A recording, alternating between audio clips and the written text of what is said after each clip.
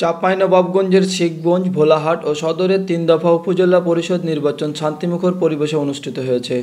৩টি উপজেলায় মোট ভোটার সংখ্যা রয়েছে ৭,৭২,৮১০ জন। সকাল ৮টা থেকে ভোট গ্রহণ শুরু হয়ে চলে বিকাল ৪টা পর্যন্ত। সকালের দিকে ভোটারের উপস্থিতি কম থাকলেও বেলা বাড়ার সাথে সাথে ভোট কেন্দ্রগুলোতে ভোটারের উপস্থিতি বাড়তে থাকে। ভোট দিতে আসা ভোটাররা জানান তারা স্বতঃস্ফূর্ত, শান্তিপূর্ণভাবে এবং কোনো বাধাবিঘ্ন ছাড়াই ভোট প্রদান করেন। আমরা জাতীয় নির্বাচন অংশগ্রহণ করতে পারিনি, ভোট দিতে পারিনি। আজকে আসলাম উপজেলার নির্বাচনে, এখন সুষ্ঠুভাবে ভোটটা দিলাম। আমরা কোনো গ্যাঞ্জাম নাই, কিছু নাই, আসলাম, দিলাম ভোট, ভালোই লাগলো। ভোট ভালোভাবেই দিনু, সুস্থভাবেই ভোট হচ্ছে। আমার ভোট আমি দেব, যাকে খুশি তাকে দেব। গণতান্ত্রিক ধারায় নির্বাচন অনুষ্ঠিত হওয়ায় খুশি নতুন ভোটাররা।